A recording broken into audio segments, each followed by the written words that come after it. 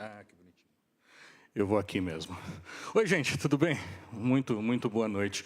Eu sou o JC, tem um monte de coisa sobre mim aqui na tela, mas uma informação deveras relevante é que eu tenho DDA. Então, eu vou ficar olhando para lá e para cá, vou ficar andando para lá e para cá e vou falar feito um condenado, porque senão eu esqueço onde é que eu estou. Então, se alguém tiver alguma pergunta, alguma coisa sobre o que eu falei, no final a gente abre um espacinho aí para conversarmos. Como a minha querida amiguinha Ana aqui comentou, meu campo de estudo é a interação homem-máquina. Na verdade, o que realmente me atrai são tecnologias ou formas do humano se tornar máquina, coisa maluca, né? Próteses eletrônicas, aumento das capacidades humanas através da tecnologia, e da máquina se tornar mais humana, o que quer que isso signifique. Então, envolve estudo de emoções, antropomorfização de produtos, essas coisas. E eu passei alguns anos estudando e pesquisando carros autônomos. Na verdade, foi um projeto bem interessante. E sobre carros autônomos, dá para se falar bastante coisa. Tem vários assuntos e vários estudos diferentes, em campos diferentes, falando sobre carros autônomos. Me foi pedido, pelo Fernando e pela Ana, que trouxesse aqui para vocês uma discussão sobre dilemas éticos, porque esse é o principal assunto, tanto na academia. Quando eu falo academia, é universidade, não é academia. Tá? Tanto nas universidades quanto nas mídias em geral, esse é um assunto mais falado. Só que a minha ideia aqui é mostrar para vocês o porquê isso é inútil. Porque as pessoas estão perdendo tempo falando de um assunto que não é tão relevante na prática. Tá? Pode voltar para o laptop lá e a gente continua. Primeira coisa, carros autônomos, está um monte de gente falando, está saindo em tudo quanto é canto, já está na Ana Maria Braga, e caiu na Ana Maria Braga, está no mundo, né? De quando vocês acham que é esse conceito de carros autônomos? Quando vocês acham que surgiu esse conceito de carros autônomos? Quem me dá um ano? 10 anos? Estamos falando de 2009, então? Mais ou menos. Dezembro de 2008. Quem me dá outro ano? Menos. 1980? Menos. 1970, menos. Em vez de eu ficar perguntando para vocês, eu já vou abrir aqui. A primeira discussão sobre carros autônomos ela é de 1939. Foi feito um evento, tem um evento chamado Feira Mundial de Nova York, e uma área dessa Feira Mundial, tipo uma CES que a gente tem hoje, é o que existia lá em 39. Existia essa Futurama Exhibit, e a General Motors ela fez uma apresentação muito interessante sobre carros autônomos em 1939. Então, a ideia de carros autônomos é uma bela senhora de 80 anos de idade.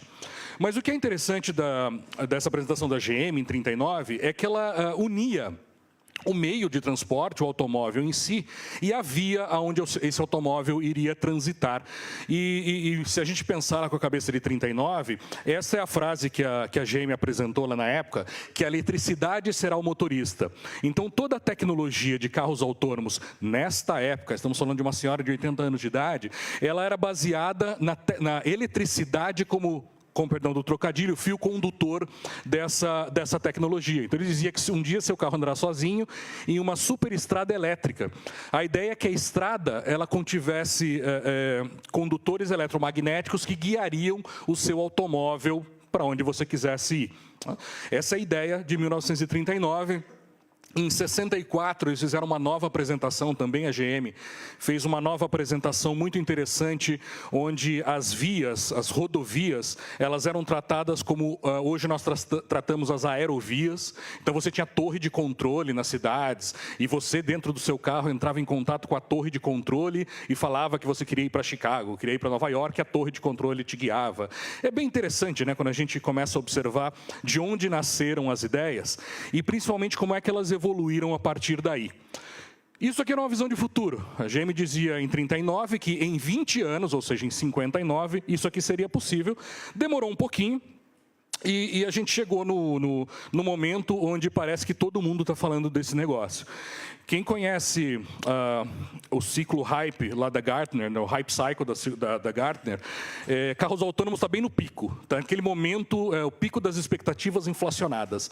Aquele momento onde todo mundo está falando desse assunto, ninguém entende muito bem como é que é, mas isso acaba gerando diversas discussões. E sempre que você tem uma tecnologia que as pessoas estão falando muito sobre ela, mas pouco se compreende como ela funciona, e uma tecnologia que não está disponível para experimentação do público em geral, né? Ninguém aqui deve ter andado num carro autônomo de nível 4, que é uma autonomia maior aí. Ninguém veio de carro autônomo, você veio de Uber, 99, até de Elo, com meu amigo aqui, mas não de carro autônomo. Sempre que acontece isso com uma tecnologia, há uma tendência de polarização da discussão. O que isso significa? Temos uma tecnologia nova, que muita gente está falando sobre ela, mas eu não consigo experimentá-la, não tenho muito bem uma opinião formada na prática, uma opinião empírica, então eu vou me basear, eu, público em geral, vou me basear no que a mídia está falando.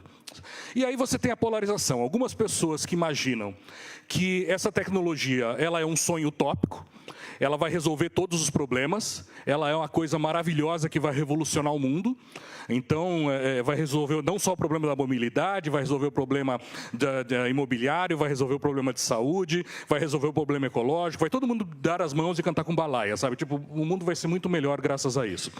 E do outro lado, você tem pessoas, e um número maior de pessoas, que encaram essas novas tecnologias como um pesadelo distópico. E esse pesadelo distópico, ele é resultado da perda de controle sobre a tecnologia. Seja porque homens maus, né, comedores de criancinhas, vão se apropriar dessa tecnologia para, enfim, escravizar parte da humanidade, seja porque, e isso é bastante frequente nas narrativas hoje em dia, que a própria tecnologia vai tomar vida, entre algumas aspas, e subjugar os humanos e, enfim, controlar a humanidade. Então a gente sempre tem esses dois dilemas, essa polarização numa discussão de tecnologias não acessíveis. A parte de pesadelo distópico, que é muito mais frequente, porque dá mais audiência, você vende mais revista, você ganha mais acesso falando de coisas que podem te destruir, ela tem como carro-chefe essa discussão sobre dilemas éticos. Realmente, tem um estudo aqui da Cavoli, esse assunto de dilemas éticos é o tema mais discutido tanto nas universidades, nas pesquisas e estudos, quanto na mídia em geral. Por quê? Quando a gente transfere a responsabilidade de algo, uma responsabilidade sobre nós para alguém ou para alguma coisa, existe uma questão ética, porque no fundo, esta outra coisa ou este outro alguém está tomando uma decisão que me impacta. Logo, os critérios que essa coisa, pessoa, entidade adotar, é um critério dela, que vai me impactar. Então, depende muito de qual é a linha ética que essa entidade, digamos assim, adote. Então, é muito comum vocês, quando leem notícias sobre carros autônomos, encontrar situações como essa, né? Vem um carro autônomo e o carro autônomo perde o freio. Ah, mas se o carro autônomo perde o freio, ele tem que decidir. Ele mata a Maria Joaquina, a pequena Maria Joaquina, que estava na pista, ele desvia para o muro e mata o motorista, ou mata duas senhoras que estavam ali conversando do lado. E aí você tem que voltar. A alternativa A, mata o motorista. A alternativa B, mata a Maria Joaquina. A alternativa C, mata as duas mulheres. Votem! E aí é muito legal, o pessoal fica escolhendo. Ah, tem que matar a Maria Joaquina, tem que matar as criancinhas.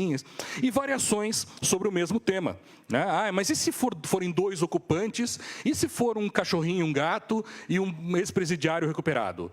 Ou, sei lá, uma senhora numa cadeira de rodas? Aí você começa a viajar e criar vários cenários distintos para brincar com essa questão ética, porque um dilema ético é uma situação cuja resposta não existe uma resposta certa.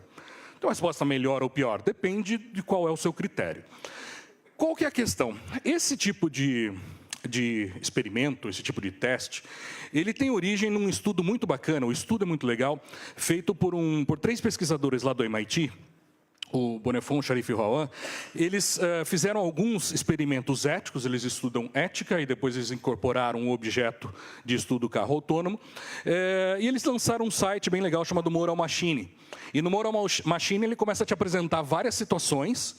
Ah, mas as pessoas atravessaram no sinal vermelho, você atropela elas mesmo assim? Enfim, ele começa a apresentar várias situações para verificar que tipo de julgamento as pessoas têm a respeito da decisão de matar um ou matar outro. O problema aqui é que o objetivo do estudo, eles têm alguns estudos, 3 mais famosos, um de 2015 e 2 de 2016. O objetivo deles no estudo é avaliar decisões éticas, não carro autônomo. Eles, por acaso, usaram o carro autônomo como uma forma de representar uma situação que acarreta num dilema ético. E isso foi inspirado num estudo anterior de 85, Thompson 85, que fala do dilema do bonde, que vocês já devem ter ouvido falar. Tem um bonde, ele pode matar 4 pessoas ou uma pessoa. Você muda o trilho do bonde para lá e para cá. Eles se inspiraram no dilema do bonde e trouxeram isso para estudar questões éticas. A minha ideia é mostrar para vocês aqui que isso acabou tomando uma proporção muito grande. As pessoas levaram isso muito a sério para carros autônomos. Mas antes disso, uns dados interessantes aqui das pesquisas deles. Por exemplo, alguns números bacanas. 50% das pessoas que responderam uma outra pesquisa preferem comprar um carro que priorizasse os ocupantes. Então, assim, se eu vou comprar um carro autônomo, eu vou estar dentro desse carro, eu quero que o carro me salve. 50% das pessoas falaram isso. 76% das pessoas têm uma visão que a gente chama de visão utilitarista. O que é uma visão utilitarista? É o melhor para a maioria. 76% concordam em salvar o maior número de pessoas. Então, se for matar 1, for matar 10, mata 1. Que aí você salvou o maior número de pessoas. O curioso é que, tudo bem, é assim desde que eu não esteja entre os mortos. Quando eu ou alguém da minha família estiver entre os mortos, aí não. Aí mata os outros 10 e me deixa viver. Então, é mais para testar como as pessoas enxergam esses dilemas morais. O problema é que isso acabou sendo explorado de uma maneira um pouco deturpada pela mídia em geral. Por quê? É muito bacana, é muito legal a gente brincar de Deus, né?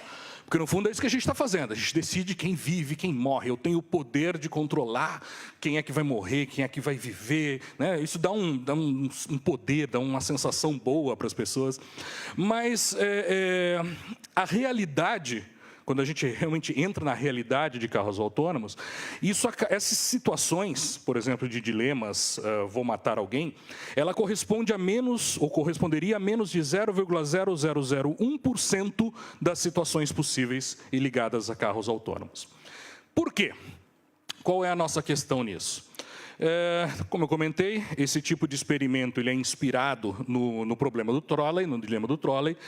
As falhas desse tipo de experimento, e aí vem as críticas de um monte de autores, e inclusive alguns autores entenderam que o estudo original ele estava falando de carros autônomos, e não, o foco dele é a moral e a ética, não o carro autônomo. Mas quais são as críticas? Uma delas é que esse tipo de experimento ele ignora certa redundância de sistemas. Então, um carro autônomo perder um freio e ficar descontrolado, cara, desculpa, não vai acontecer. Ou se acontecer, proporcionalmente ou relativamente, é muito pouco a situação. Pensa num avião hoje em dia. Quantos voos a gente tem e quantos voos o avião perde algum dos sistemas, um sistema hidráulico ou algum outro sistema. Se você pegar proporcionalmente, é ínfimo. E ainda assim, quando ele perde um sistema, ele tem sistemas redundantes. E eu vou contar depois também o que ele faz, que tipo de atitude uma máquina toma quando ela tem uma falha de um sistema ainda que redundante. Então, uma das críticas é que esse tipo de dilema ignora sistemas ou camadas adicionais de segurança e de redundância, nesse caso, nosso exemplo em carros autônomos. Um outro caso, uma outra crítica, é que ele apresenta apenas 2 ou 3 resultados absolutos. Então, assim, você vai desviar e vai morrer. E vai desviar e vai matar. Assim, é absoluto o negócio. Não existe a possibilidade de você encontrar outras alternativas. Quando a gente fala de tecnologia de carro autônomo, a minha ideia aqui não é explicar a tecnologia, mas vale a pena comentar, ela tem uma série de sistemas de mapeamento.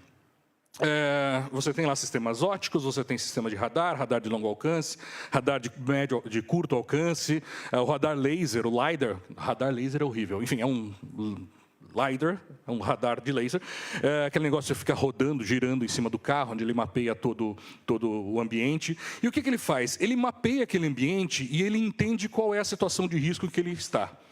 Se ele consegue, se ele identifica alguma situação que ele não consegue interpretar, ele tende a adotar uma postura mais conservadora. Então, se eu estou monitorando o ambiente, eu não sei se aquele carro vai virar e passar na minha frente ou não, eu adoto uma postura mais conservadora como se ele fosse. Tanto que quem anda dentro de um carro autônomo mesmo, nível... Os carros autônomos têm alguns níveis, tá, de autonomia. São 3 escalas, a escala mais utilizada da Sociedade Americana de Engenharia Automotiva vai de 0 a 5, onde o 4 e 5 é uma autonomia um pouco maior e o que a gente não tem nas ruas hoje em dia. E o pessoal fala que quando você anda num carro no nível 4 ou 5, que são os carros de teste, parece que você está andando com a sua avó conservadora, sabe? Que o carro ele dirige de uma maneira bastante conservadora, justamente antecipando e fazendo uma análise contínua de risco. Nesses experimentos e nessas discussões de dilemas éticos, se ignora essa questão de análise de risco. Por exemplo, se meu carro tem um airbag, eu posso me salvar se o carro decidir abarroar uma árvore, por exemplo. O carro ele pode tomar a decisão de corromper alguma regra de trânsito. Isso é uma das discussões. Por exemplo, o carro está numa pista e, para evitar uma colisão, ele invade a pista contrária. Ou seja, ele quebra uma lei de trânsito, ele vai na contramão, para evitar um mal maior, que seria um acidente. O carro pode fazer isso. Isso é uma das discussões que está se vendo até onde ele vai. A outra crítica é que ele ignora outros elementos gerenciáveis que podem influenciar nesse resultado. Isso é particularmente comentado quando você tem uma frota de carros autônomos interagindo. O carro autônomo ele foi construído hoje dentro de uma infraestrutura que não está preparada para carros autônomos. Então, as nossas ruas, as nossas rodovias, elas não estão preparadas, elas não foram construídas pensando num carro que vai entender o que acontece ali dentro. Então, você tem carros autônomos sendo construídos standalone, ou seja, ele sozinho tem que compreender um mundo, um universo ao redor dele que não foi feito para a realidade dele. Você tem outros projetos construindo infraestruturas preparadas para carros autônomos. A Tesla tem alguns experimentos nessa linha. E você tem outras iniciativas de múltiplos carros autônomos dentro de um universo que não foi preparado para eles. Então, você tem carros autônomos conectados que conversam entre si. Se você tem carros autônomos conectados que conversam entre si, todos os elementos desse ecossistema trocam informações. Então, se alguém toma uma atitude em função de alguma situação, caiu uma árvore, um carro tem que fazer uma coisa, o ecossistema pode se adaptar em função da modificação de atitude daquele outro carro. Então, é como se todo mundo que estivesse em volta soubesse o que está acontecendo, antecipasse o comportamento de cada um deles, e você tem um movimento quase como aquele dos pássaros que ficam voando e todos viram mais ou menos ao mesmo tempo, seguindo o pássaro da frente. Os carros poderiam agir dessa maneira também. Uma outra crítica é eles não consideram ações preventivas baseado em análise preditiva. O carro autônomo, com os seus sensores, ele também faz análises preditivas do que pode estar acontecendo. Então, ele calcula probabilidade de coisas acontecerem ao redor dele. Por exemplo, a probabilidade de alguém atravessar a rua. Se alguém está parado no meio-fio, virado para lá com uma perna para frente, a probabilidade de que ele vá ou ele possa ir para frente, atravessar a rua, é maior do que se ele estiver virado de lado um pouco mais longe do meio-fio. Então, ele antecipa probabilidades de acontecimento e adota ações preventivas em função disso. Então, um exemplo clássico, esse de atravessar a rua, se ele detecta que tem uma pessoa ali com uma perna para frente no meio-fio, ele tende a reduzir a velocidade ou afastar para uma faixa central, por exemplo, porque existe uma probabilidade grande de que aquela pessoa possa, de repente, sei lá, se jogar na frente do carro. Uma coisa assim.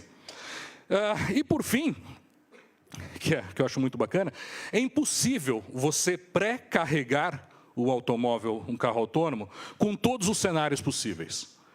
É impossível você fazer, nesse caso, um machine learning forçado, né, colocando vários cenários para ele e ele vai adotando comportamentos em função desses cenários. Porque são tantas variáveis no ecossistema urbano, a gente olha na rua, tem tanta coisa acontecendo que pode acontecer, que é inviável, impossível você pré-registrar todas essas variáveis num algoritmo de decisão. Por exemplo, um caso muito interessante que eu acho é esse aqui da Waymo. Esse aqui é a visualização do LiDAR, tá? Do radar do carro da Waymo. Aqui está o carro, ele estava dirigindo lá na Califórnia, ele entrou numa rua e se deparou com essa situação. E ele não sabia o que fazer, ele parou. Tá? O que era essa situação? Essa situação era uma senhora numa cadeira de rodas perseguindo um pato. O que eu faço? Eu mato o pato, eu mato assim, ó. Enfim, é impossível você conseguir. É sério, não? É muito engraçado. Enfim, é impossível você prever todas as situações e todos os cenários que um carro autônomo vai enfrentar ali no meio.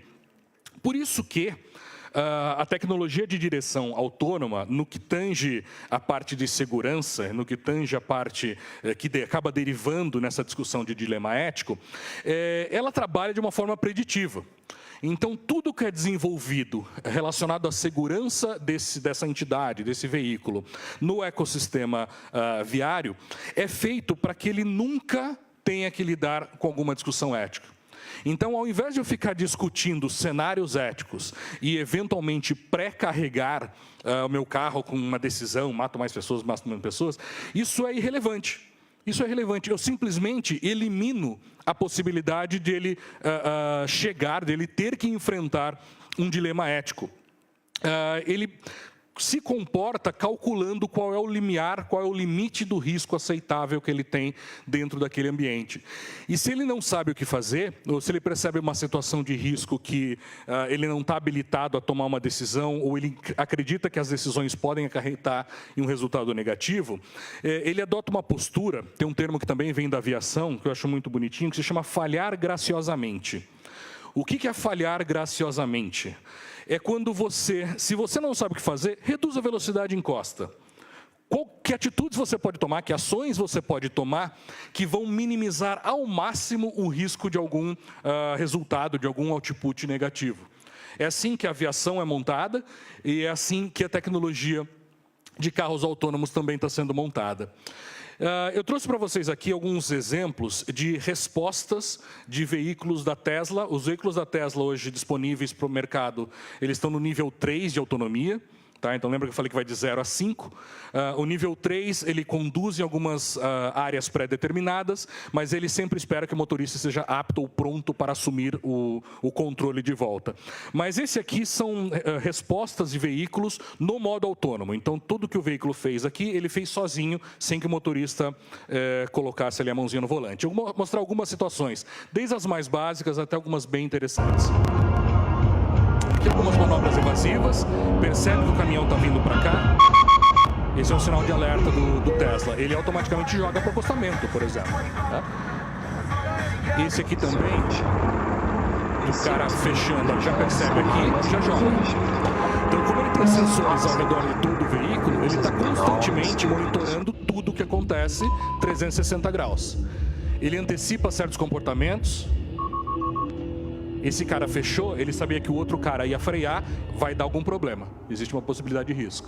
Esse é sensacional.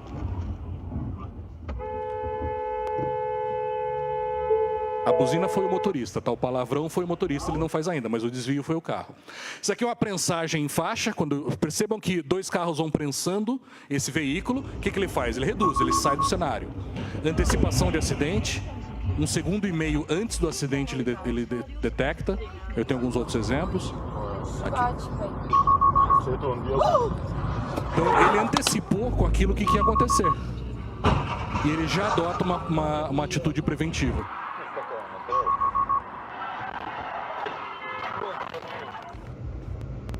Situação de baixa visibilidade. Tinha aqui, sei lá, um cachorro, uma cabra, um chupacabra, não sei o que era. E olha isso aqui. Alguém viu o porquinho? Ele já detecta e toma uma atitude preventiva. Esses exemplos, eles mostram o seguinte.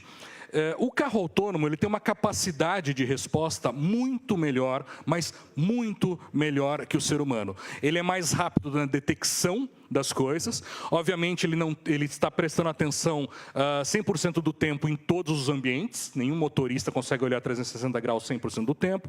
Ele não tem fadiga, ele não fica bêbado, ele não dirige sob o efeito de drogas, enfim, ele tem algumas vantagens interessantes com relação ao ser humano. E quem estuda isso, e a premissa para o desenvolvimento de carros autônomos, deixa eu até colocar aqui, o próximo slide aqui, a grande vantagem colocada, existem alguns benefícios no desenvolvimento de carros autônomos, mas uma das grandes vantagens é a melhora na segurança. Tá? A melhora na segurança e na circulação viária. Para vocês terem uma ideia, hoje 90% dos acidentes automobilísticos, automotivos no mundo é causada por falha humana, causada pela pecinha de carbono entre o banco e o volante. 90%. Imperícia e imprudência. Dos acidentes com morte, 40% dos acidentes com morte são causados por alguma imprudência do ser humano. Dirigindo bêbado, dirigindo sob efeito de drogas, dirigindo cansado, por exemplo. Então, uma das grandes vantagens é essa questão da melhoria da segurança. A melhoria da circulação viária, deixa eu colocar aqui já aumento de segurança. A melhora na circulação viária é um outro elemento interessante. Esse aqui é um gráfico, só está de fundo, mas eu acho bacaninha, que compara, por exemplo, como funcionaria um cruzamento com carros normais e como é que funcionaria um cruzamento onde todos os carros são autônomos e conectados. Se todos os carros são autônomos e conectados, todos sabem onde todo mundo está, eu não preciso parar, né? Eu só aumento a velocidade, eu reduzo, de forma que todo mundo consiga passar automaticamente ali pelo local. Uma outra vantagem interessante é aumento de mobilidade. Aumento de mobilidade tanto para idosos, pessoas com deficiência, pessoas que não têm habilitação, crianças, etc. Redução de poluentes e maior eficiência energética. Obviamente, o comportamento do carro autônomo, ele leva em consideração uma otimização energética porque ele antecipa as decisões que ele vai tomar.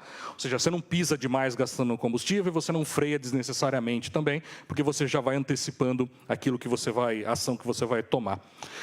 E, por fim, uma outra discussão interessante também, ligada a carros autônomos, é a redução da necessidade de veículo. Né? Um ponto que já vem sendo discutido por conta dos serviços de transporte individual, estou falando de um Uber e um 99, mas quando isso vai para carros autônomos, e claro que a Uber está pesquisando isso porque ela quer tirar um dos principais complicômetros da vida dela, que é o motorista, né? Então você tem o Uber andando sozinho, existe aí um estudo bacana que diz que há uma potencial redução da ordem de 43% na compra de automóveis se nós tivermos serviços de transporte individual com carros autônomos. Para que você vai ter carro? No fundo é isso. E aí entra a discussão da mobilidade como serviço. Claro que acontecerão acidentes, é lógico.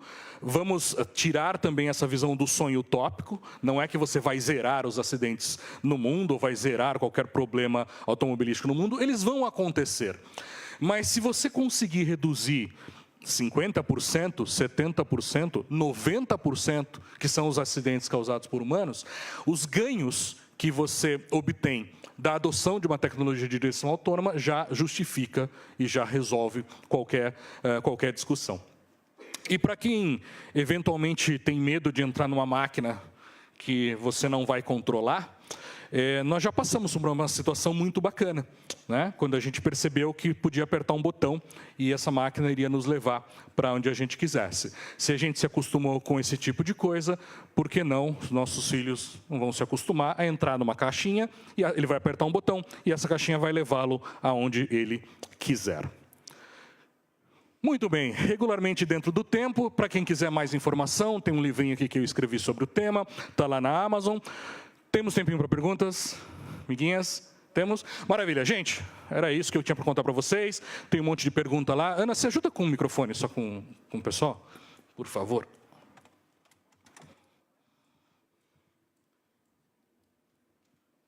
Tem um rapaz de cinza ali no fundo.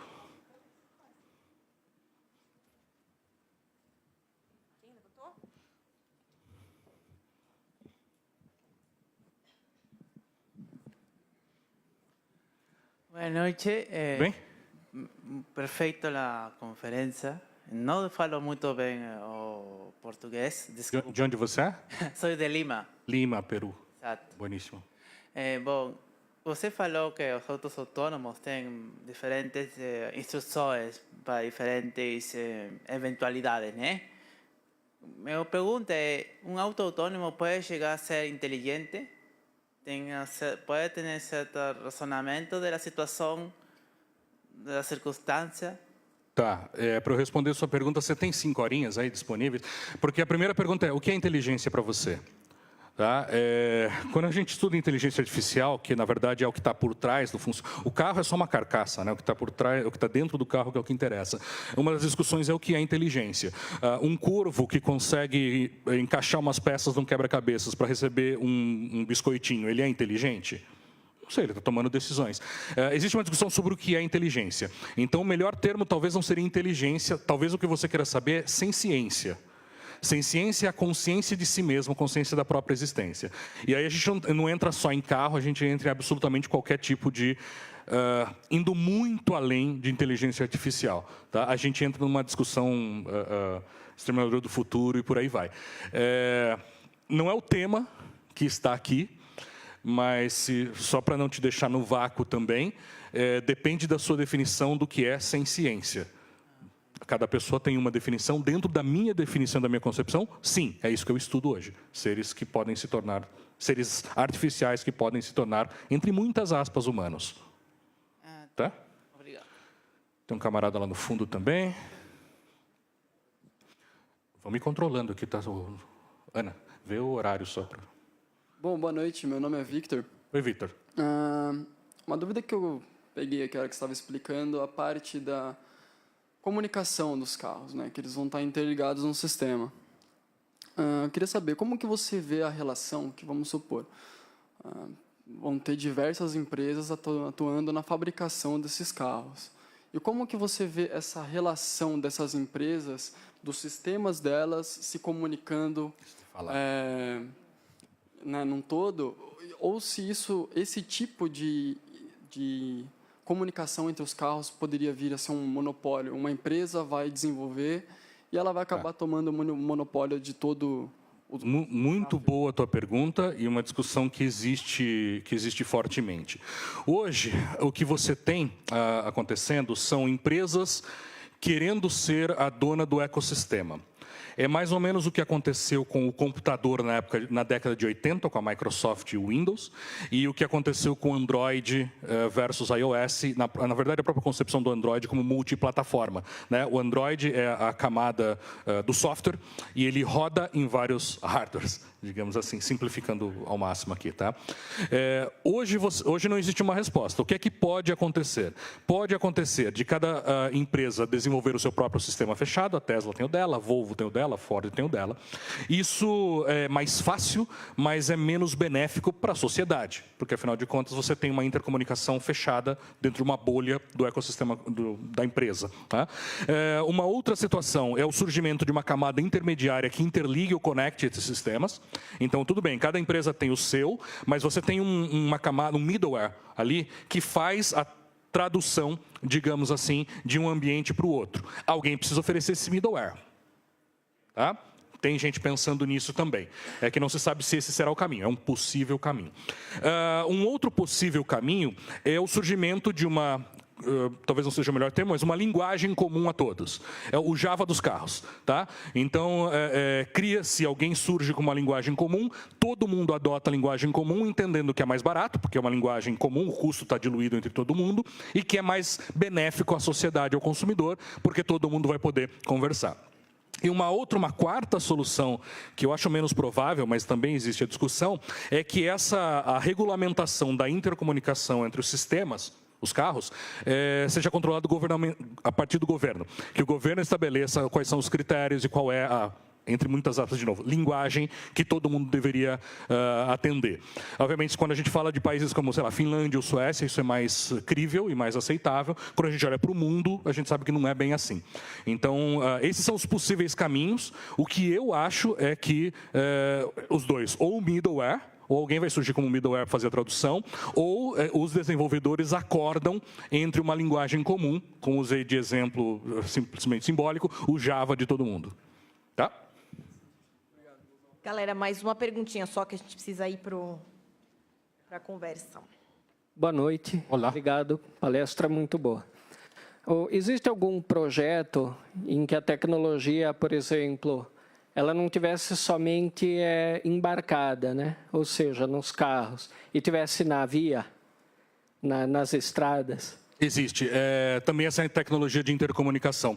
Existem dois, além do carro autônomo standalone, né, do carro funcionando isoladamente e lendo o ambiente, existe adicionalmente a tecnologia de interconectividade entre os carros, que chama V2V, Vehicle to Vehicle, e existe uma outra linha, que é o desenvolvimento de uma tecnologia do automóvel conversando com a infraestrutura, que é o V2E, Vehicle to Infrastructure. Então, isso vai estar muito ligado também a projetos de cidades inteligentes, Smart Cities. Então, sim, existem projetos onde a infraestrutura urbana ela é modificada para se comunicar com os carros que estão conectados. Então, uma situação, por exemplo, que você tem uma ambulância ou um bombeiro, onde precisa dar passagem, o que a infraestrutura faz? Ela controla todo o fluxo viário de maneira que uma ambulância tenha tráfego livre, que ela simplesmente não pare, ela vai para frente. Tá? Situações, sei lá, explodir um bueiro. Tá? Então, os bueiros são conectados, você tem essa informação, projeto da IBM lá no Rio de Janeiro. Mas se isso estiver conectado com o resto do ecossistema, todo o ecossistema fica sabendo disso, os semáforos, as ambulâncias, os carros, e adequam o seu comportamento em função do ambiente, em função de uma ocorrência dentro do ecossistema. Isso seria lindo ver funcionando. Obrigado. Imagina. Gente, é isso. Muito obrigado. Valeu estarem por aqui. Eu vou ficar aqui, a gente faz uma perguntinha, a gente só tem que passar para o pessoal. Eu vou ficar aqui do lado que a gente tiver perguntas, beleza? Valeu, gente.